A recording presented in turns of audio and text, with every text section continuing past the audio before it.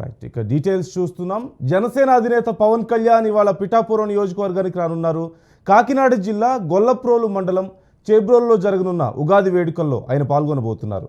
పిఠాపురం నియోజకవర్గంలోని 54 గ్రామాల్లో ఏదో ఒక చోట ఇల్లు తీసుకొని ఉంటానంటూ చెప్పిన పవన్ కళ్యాణ్ అందుకు తగ్గట్లుగా చేబ్రోలు బైపాస్ రోడ్డులో 216వ జాతీయ రహదారి చెంతనే నూతనంగా నిర్మించిన గృహాన్ని అద్దెకు తీసుకున్నారు.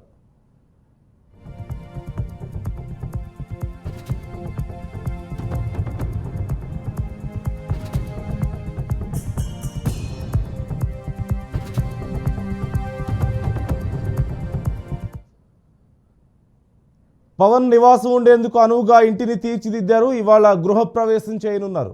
ఇక్కడే జనసేన కార్యాలయాన్ని ఏర్పాటు చేయనున్నారు. ఉదయం 10 గంటలకు గొల్లప్రోలు హెలీప్యాడ్కు చేరుకొని అక్కడి నుంచి చేబ్రోలు నివాసానికి చేరుతారంటూ సమాచారం. ఇంటిలోకి కొబ్బరికాయ కొట్టి ప్రవేశిస్తారు. ఇప్పటికే చేబ్రోలు నివాసం వద్ద పవన్ వ్యక్తిగత భద్రతా సిబ్బంది మోహరించారు. పనులు చేస్తున్న వారిని మినహాయించి మిగిలిన వారిని లోపలకు అనుమతించడం లేదు.